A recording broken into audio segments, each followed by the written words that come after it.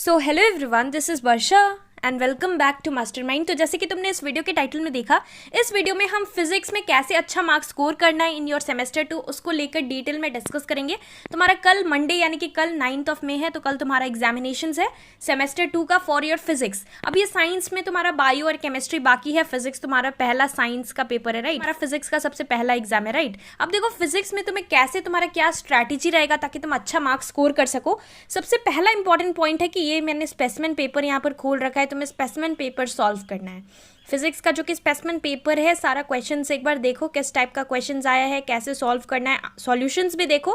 Because यहाँ पर physics में now you will ask me कि फिजिक्स में क्या हमें सेम क्वेश्चंस मिलेगा जो कि स्पेसिमेन पेपर में है। ऑब्वियसली नो, तुम्हें सेम क्वेश्चन नहीं मिलेगा, पर इंपॉर्टेंट है कि तुम्हें स्पेसिमेन पेपर सॉल्व करना है। Because you will get an idea कि किस लेवल का, किस टाइप का, किस तरह से क्वेश्चन आने वाला है तुम्हारा बोर्ड एग्जाम्स में। पैटर्न सेम फॉलो होगा, राइट।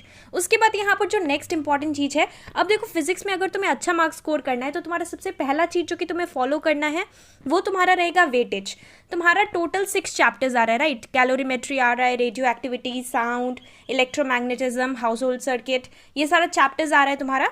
तो तुम्हें क्या करना है, सबसे पहले तुम्हें सारा चैप्टर्स का वेटेज देखना है, मतलब कौन सा चैप्टर से कितना मार्क्स का क्वेश्चन एक्सपेक्टेड है कि आ सकता है। तो तुम्हें पहले वो चीज़ को देखना है, वो बहुत इंपॉर्टेंट है कि कौन सा चैप्टर का कितना वेटेज है।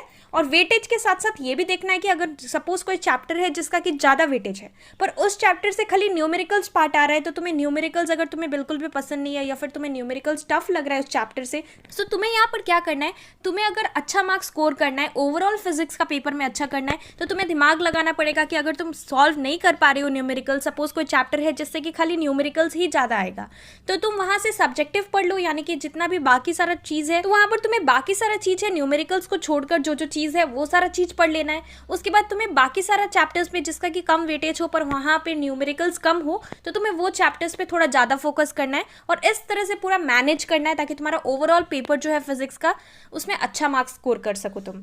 अब देखो यहाँ पर जो सबसे पहला इंपॉर्टेंट चीज़ है वेटेज के ऊपर, मैंने ऑलरेडी वीडियो बना दिया है, अगर तुमने नहीं देखा है तो मैं लिंक डिस्क्रिप्शन बॉक्स में प्रोवाइड कर दूंगी ताकि तुम देख सको। वेटेज मैंने चैप्टर वाइज डिस्कस किया और उस वीडियो में मैंने इंपॉर्टेंट टॉपिक्स पे डिस्कस किया है, सारे चैप्टर्स का कौन कौन सा मोस्ट इंपॉर्टेंट पार्ट्स है, कौन कौन सा इंपॉर्टेंट टॉपिक्स है जिसका कि प्रिपरेशन तुम्हें कर लेना है।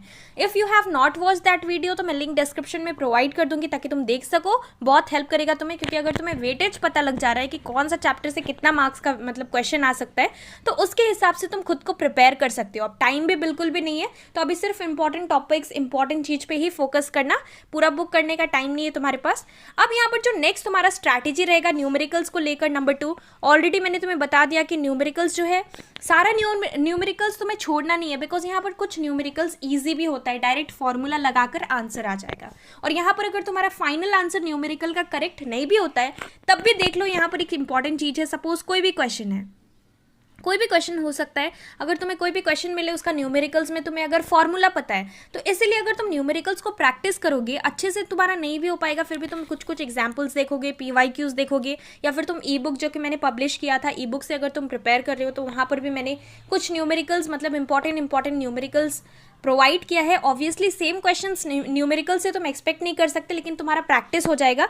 अगर तुम्हारा फाइनल आंसर रॉन्ग भी आता है, पर सपोज तुमने कोई चीज़ का फॉर्मूला लिख दिया, राइट, अगर कोई भी चीज़ का अगर तुमने फॉर्मूला भी लिख दिया, तो वहाँ पर तुम्हें एटलीस्ट तुम गिवन लिखोगे न्यूमेरिकल्स में, गिवन में क्या क्या चीज़ क्वेश्चन में गिवन है वो लिखो, सारा चीज़ लिख दो। Suppose P is given, I is given, तो इस तरह से जो जो चीज़ गिवन है वो लिख दो। तो वो चीज़ तुम्हें लिख देना है जो गिवन है, और फॉर्मूला अगर तुम्हें पता है फॉर्मूला लगा दो, कैलकुलेशन कर दो। आंसर अगर रॉन्ग भी आता है फिर भी तुमने ये जो स्टेप्स दिखाया, क्या क्या गिवन है ये सब लिखा, फॉर्मूला लिखा, उसके लिए भी तुम्हें मार्क्स मिलेगा। तो इसीलिए न्यूमेरिकल्स तुम्हें छोड़ना नहीं है, न्यूमेरिकल्स एटलीस्ट ट्राई करो, अटेम्प्ट करना, न्यूमेरिकल्स एटलीस्ट ट्राई करो। अगर तुम्हारा फाइनल आंसर रॉन्ग भी आता है, अगर तुमने क्या क्या क्वेश्चन में गिवन है वो सब लिख दिया, कोई फॉर्मूला लगाकर अगर ट्राई भी किया, बिकॉज अगर तुम्हें फॉर्मूला ही पता नहीं होगा तो तुम न्यूमेरिकल्स कैसे करोगे, तो एटलीस्ट ट्राई कर सकते हो, तुम्हें मार्क्स मिल जाएगा। वहाँ पर फुल मार्क्स नहीं मिलेगा उस पर्टिकुलर क्वेश्चन के according, but at least you will get some marks.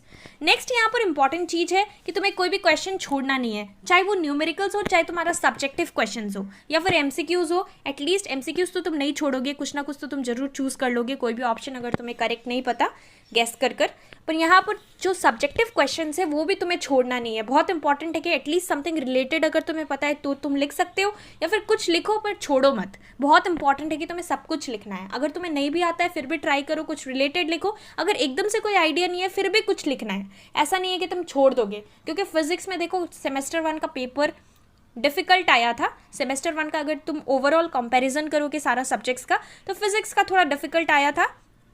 और यहाँ पर तुम्हें सेमेस्टर 2 में, तुम्हारा सेमेस्टर 1 में अगर अच्छा मार्क्स नहीं था तो सेमेस्टर 2 में तो डेफिनेटली तुम्हें सेम 2 में you need to do very well in physics, अगर तुम्हारा ओवरऑल तुम्हें फिजिक्स में अच्छा मार्क्स चाहिए तो। अब यहाँ पर जो नेक्स्ट इंपॉर्टेंट चीज़ है, तुम्हारा न्यूमेरिकल्स और सब्जेक्टिव क्वेश्चंस आएगा, थ्योरी क्वेश्चंस आएगा। तो थ्योरी में देखो बहुत इंपॉर्टेंट है कि अगर तुम्हें न्यूमेरिकल्स टफ लग रहा है तो थ्योरी को अपना इस तरह से स्ट्रॉन्ग करो, इतने अच्छे से थ्योरी पढ़ो कि थ्योरी का क्वेश्चंस कोई भी आ जाए तुम्हारा सेमेस्टर 2 का एग्जाम्स में तुम मिस ना कर पाओ, मतलब कि सारा क्वेश्चंस अच्छे से कर पाओ। तो थ्योरी में बहुत इंपॉर्टेंट है कि सारा थ्योरी अच्छे से पढ़ लो सारे चैप्टर से। तुम एक काम कर सकते हो, न्यूमेरिकल्स तुम एकदम लास्ट में करना, लास्ट 3 आवर्स निकाल कर तुम न्यूमेरिकल्स बैठकर एक साथ 3 आवर्स के अंदर जो जो न्यूमेरिकल्स हो सकता है फॉर्मूलाज देखना, प्रैक्टिस कर लेना एक ही बार। और अभी तुम क्या कर सकते हो, थ्योरी का जितना भी चैप्टर्स है सारे चैप्टर्स का पहले थ्योरी अच्छे से कवर कर लो। यहाँ पर गिव रीजन टाइप क्वेश्चंस भी आएगा तुम्हारा, तो गिव रीजन टाइप क्वेश्चंस जो है वो भी अच्छे से बुक से देख लो, ई बुक से तुम देख सकते हो। ई बुक में मैंने सारा give reason type questions provide कर रखा है। और अगर तुम्हें ई बुक लेना है, अगर तुमने नहीं लिया, if you want two by E book, तो मैंने लास्ट वीडियो में डिटेल में डिस्कस किया था कैसे तुम ई बुक ले सकते हो, पूरा स्टेप समझाया था, तो तुम वो वीडियो देख सकते हो ना। अब देखो यहाँ पर नेक्स्ट इंपॉर्टेंट चीज़ है तुम्हारा आंसर्स कैसे लिखना है एग्जाम्स में। सबसे पहले तो please do not get panic जबकि तुम्हारा क्वेश्चन पेपर मिलेगा। अच्छे से रीडिंग टाइम में क्वेश्चन रीड करना है, एमसीक्यूज़ पहले देखना है, एमसीक्यूज़ में क्या क्या है, कौन सा क्वेश्चन आता है तुम्हें, कौन कौन सा क्वेश्चन नहीं आता है, एनालाइज करना। सेक्शन बी में तुम कौन कौन सा पार्ट अटेम्प्ट करने वाले हो, कौन सा सेट अटेम्प्ट करने वाले हो, वो देखना है। तो वो तो तुम्हें पहले क्वेश्चन रीड करना पड़ेगा, फिर तुम्हें जो जो आता है तुम्हें एनालाइज करना है। जिस सेट से तुम्हारा ज़्यादा मार्क्स आ रहा है, अगर तुम्हें उससे ज़्यादा मार्क्स का क्वेश्चन मतलब आता है तो तुम्हें वही सेट अटेम्प्ट करना है सेक्शन बी में। तो इसके लिए तुम्हें स्टार्टिंग से ही प्लानिंग करना है, रीडिंग टाइम के अंदर सब कुछ ट्राई करना है, डिसाइड करना। आंसर्स तुम्हें यहाँ पर टू द पॉइंट लिखना है। ये तुम्हारा हिस्ट्री नहीं है कि तुम लेंदी आंसर्स लिखोगे। यहाँ पर तुम्हें टू द पॉइंट आंसर लिखने का ही मार्क्स मिलेगा। जो भी गिव रीजन टाइप क्वेश्चन है, अगर वो 2 मार्क्स का हो या 1 मार्क्स का हो, पर तुम्हें टू द पॉइंट उसका आंसर देना है। You can not be beating around the Bush, explain करके अच्छे से लिखना है, पर यहाँ पर टू द पॉइंट आंसर लिखना है। जो कि रिक्वायर्ड नहीं है वो सारा चीज़ मत लिखना। सो ये सारा चीज़ तुम्हारा फिजिक्स में तुम्हें ध्यान रखना है जबकि तुम फिजिक्स का एग्जाम दोगे। और अभी प्रिपरेशंस के टाइम सब्जेक्टिव एटलीस्ट अच्छे से कर लो कि ताकि कोई भी तुम्हारा सब्जेक्टिव क्वेश्चंस आ जाए तुम मिस ना करो। कौन कौन सा सब्जेक्टिव क्वेश्चंस बहुत इंपॉर्टेंट है, अगर तुम चाहते हो कि जिन लोगों ने ई बुक लिया तुम ई बुक से प्रिपेयर कर सकते हो। इसके साथ साथ अगर तुम चाहते हो कि मैं उसमें से भी कुछ लास्ट मिनट सजेशंस वीडियो बनाऊँ जिसमें कि मैं सिर्फ इंपॉर्टेंट क्वेश्चंस डिस्कस करूँ, कुछ most important questions for your physics board exam, तो do tell me that in the comment section below. So that's all for this video. All the best, do well in your physics board examination. Thank you.